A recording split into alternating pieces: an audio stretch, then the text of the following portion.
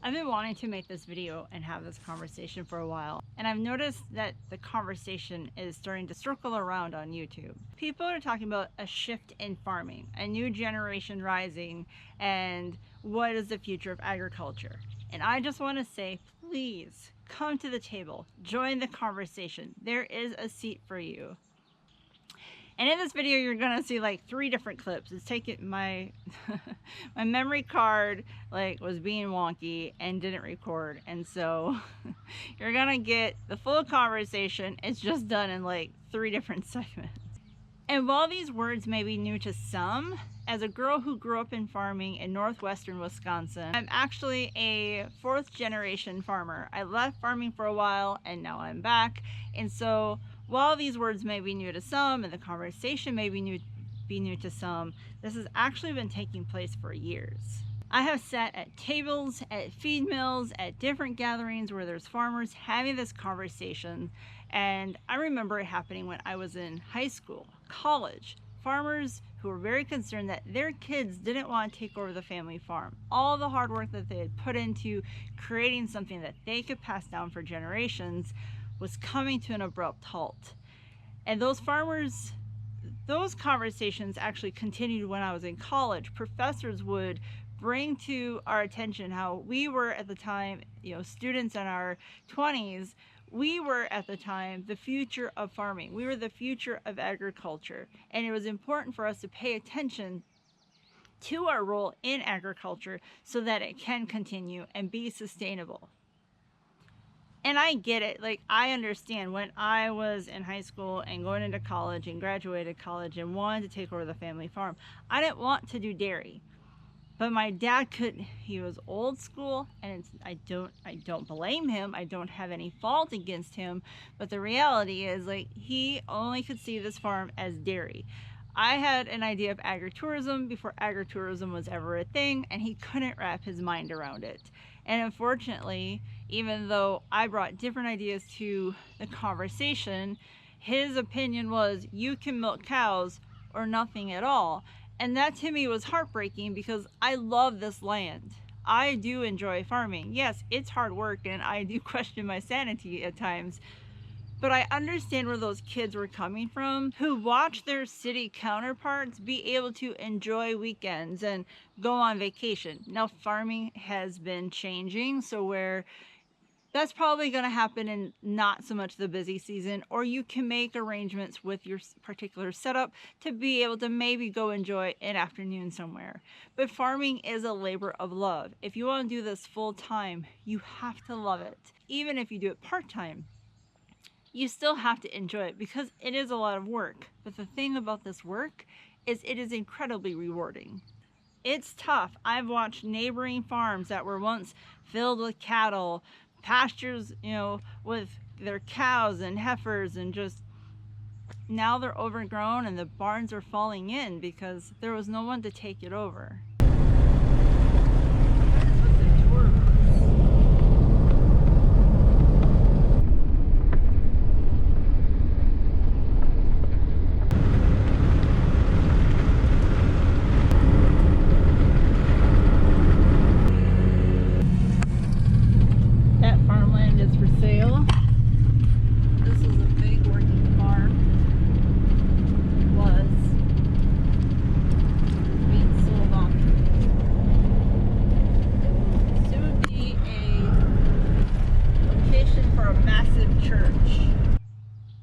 And so this shift isn't new.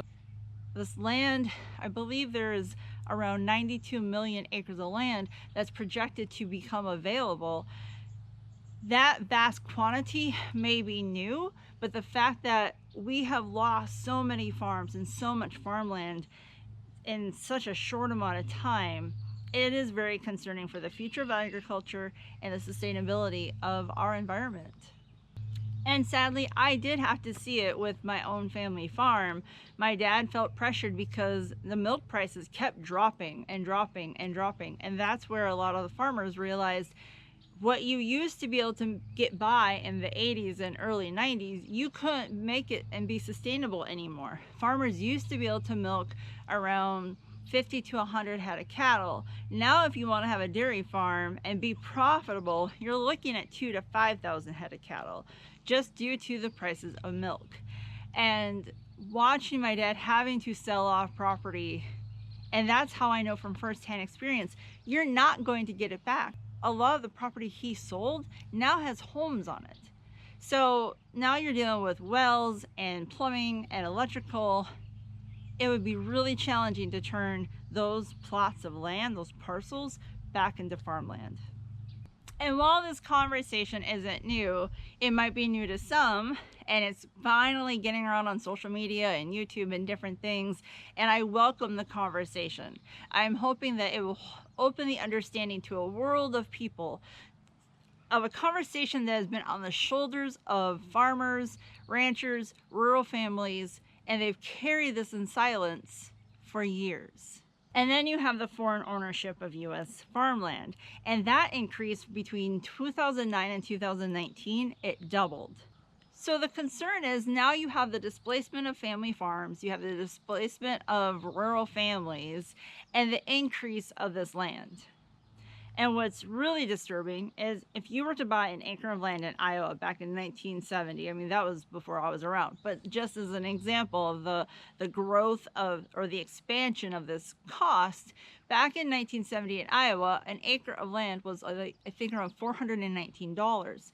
Well, now you fast forward to, let's say, 2016, and that same acre had increased to $7,183. That's an increase of 1,600%. So now you have people who want to get into farming, or maybe they have a farm and they want to expand their farm, and now we're dealing with increased cost of the farmland and the challenges of gaining access to that farmland before the corporations and the investors who have the money come in and swoop up and grab it. And with that said, I just want to make it very clear, I am so aware of how fortunate and blessed I am that I have access to farmland. I am very grateful that my parents held onto the land and they were willing to pass it down so that I would have access to it. I rent 7 acres. I pay the same amount. Our neighbor also rents land here for his row crop farming, and I pay the same amount per acre as he does.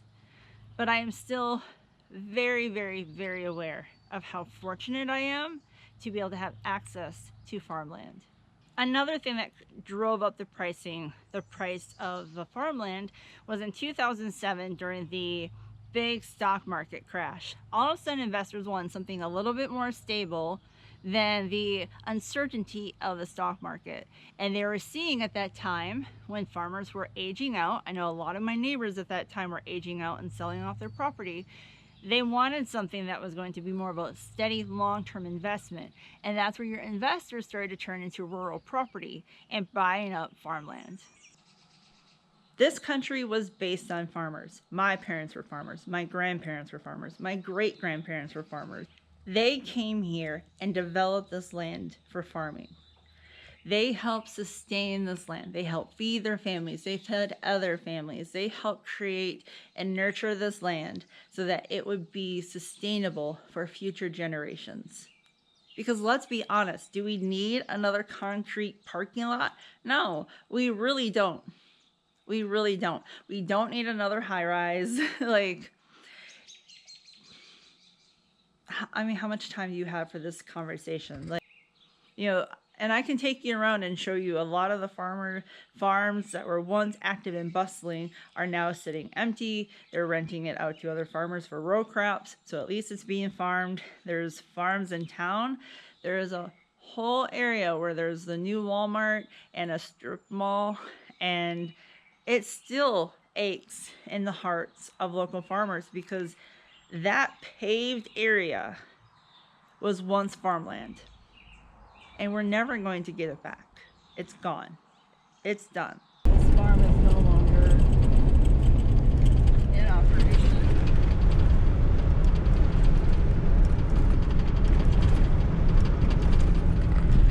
And to give you an example of farmland that once was, that used to be farmland. It is now a strip mall, massive parking lot, and Walmart.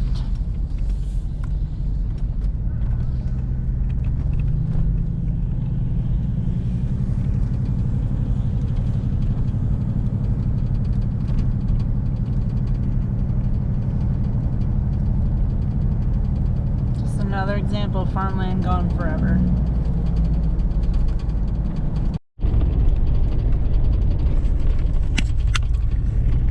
You want to know what it's like to be part of a true farming community? I was coming up over this hill and I saw this truck in front of me start to slow down and put on their hazards. Why? Because we got a farmer ahead of us who's hauling some equipment and he can't go that fast. So, and maybe this person knows this farmer, maybe they don't, I don't know. But I still think it was really kind and considerate of them to pull up behind him like that. That's one of the many importance of farmers and being part of these rural communities.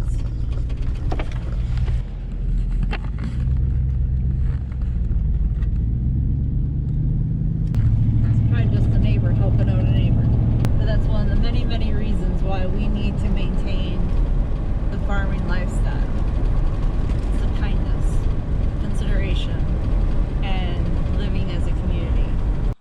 So with 2/3 of the nation's farmland up for grabs and about to change hands in the next few years, what can you do when farmland is so expensive? Land in general is so expensive. One, go talk to those farmers.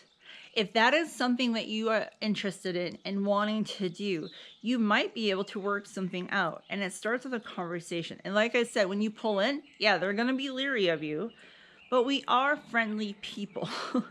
We're just a little, skeptical. We probably spend too much time in the field instead of socially active with other people, but we do know how to function in society and have conversations. That's why back in the day, feed mills used to be really popular, because that's where you went to get the local gossip. That's where you went to go talk to your neighbors, because these farmers really do like to talk to everybody. And trust me, once you get them started in talking, they've been in isolation for a while, so just get ready. They're very friendly and willing to share information. But maybe that's how you can get a start. You can say, I really want to get into this. Maybe you can work out something where you lease part of their property and you can get started and ask them for help, ask them for questions. Like, they may not be able to physically donate their time, but they have years of knowledge about farming and caring for the land that more than likely they're going to be very willing to share with you. Maybe it can work out where you're able to do a lease purchase on the property and give them lifetime rights so that they can have security in their own home and farm that they've had and built for decades. And that's details that you can work out and have conversations, but it's an option. And then let's say there's 100 acres and you want to farm 5 acres. Then you can rent out that other acreage that the farmer's been using once he or she retires, to another farmer. So now we are sustaining that farmland and keeping it farmland. And you yourself can get your foot in the door with farming. Maybe you're interested in getting into dairy. Go talk to a dairy farmer. If you want to donate a little bit of your time, they're going to be open to that. They're probably going to be leery and skeptical. Because one, are you really going to show up? Are you going to keep showing up? Like, that's going to be the number one concern. Are you going to start trouble? Are you going to, the big number one thing that they're going to be concerned with for you showing up on their farm, are you really going to take care of my animals? Because I promise you, I'm very skeptical about who's going to be able to take care of my animals, and that's based on being raised on a farm and seeing how other people treat animals. But if you were going in with a pure heart and a willingness to learn and a willingness to try, they're going to gain your trust. But you have to understand that's probably going to take a little bit of time. And there's nothing wrong with that, because the same with the animal, it's going to take a little bit of time for them to gain your trust. So it's part of the process. Another example, I know a gentleman in Tennessee. He owned land. He was a doctor. He had a farm. He wanted to do more with the land. He brought in a gentleman who became his farm manager. The farm manager loved it, continued to grow the barn swallows, continued to farm the land. They really grew the CSA that they had. And eventually the conversation took place where this owner wanted to sell, but wanted to stay on the property. The farm manager had already built himself a house, or I don't know who built the house, but he had a place to live on the property. and he took over the farm. Now, the original owner has a life lease, so he can stay there, and the farm manager is now the owner of that property. And to my understanding, within the first 2 years of taking over that farm, he bought an additional 40 acres, expanding the farmland to that original farm. So he helped maintain farmland from a neighboring farmer and expanded the property that he was on. So there's lots of different options. So sometimes we have to think outside of the box to work around these corporations that have all this money to swoop in and buy up. But it starts with a willingness to try, a willingness to have a conversation, and a willingness to put in the work. With this particular lifestyle, it is hard. I'm not going to paint a pretty picture and try to say that it isn't, but it is so incredibly rewarding. It is so cool to plant seeds, watch that soil, watch the soil, watch the soil, think nothing's going to happen, and then you come out and the little plant is growing. And then that little plant turns into produce. It's really exciting and it's really fun. And by the end of the day, you don't want to be in this thing. You don't want to be scrolling social media because you're tired, because you've made connections with people, whether it's your family, your neighbors, friends, and that's where your attention goes to. And you know what I've noticed? My depression, my anxiety has substantially lessened. We start to look at life differently. And the things that we thought once mattered, what's wonderful is the reality is they never mattered in the first place. And now your life just became better. All because you decided to do something for you. Another reason why I find this lifestyle so important and why I want to encourage people to preserve it. I noticed growing up, my family, a lot of my family were farmers, and they were very healthy. They had very few diseases. They didn't have diseases. They didn't get sick very often, but they were growing their own food. Now, my family members who weren't on a farm and buying processed food in the store, they were sick all the time, they had diseases, and they didn't live as long. What's the correlation? Because to me, it's pretty simple. Thankfully, 26 states has made it illegal or have restrictions on foreign buyers to come up and purchase farmland in their state. And I'm grateful to say that Wisconsin is one of them. However, these foreign countries, foreign buyers can come in, create an American company, and then purchase up farmland. So sadly, there is a workaround. So what can we do? So whether you're young, old, new to farming, we need you to help protect what's left. Because once this land is gone, it is gone. Just like my neighbors who bought up land from my dad years ago, those are now homes with wells on them. It's going to be tough to turn that back over into farmland. So if you care about where your food comes from, if you believe in nourishing something that's real, if you dream about growing something that's real, if you believe about nourishing not just the land, but also communities, then please come to this table for the conversation.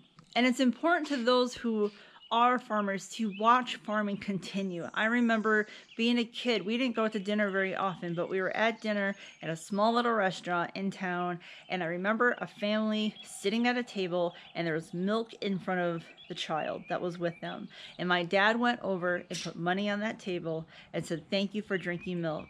Please keep drinking milk." Because people drinking milk meant that it was helping to sustain dairy farming. And that was important to him because he loved it. So those of you who are just now discovering what is happening in agriculture, I see you. I am so glad you're here and part of this conversation. And I hope that you will take part of this conversation, and those of us who have fed the animals, walked these fields, carried the buckets, loaded hay, loaded more hay, unloaded hay, tended to the gardens, weeding, all the things. Because it is incredibly important to those of us who believe in this to see it continue on.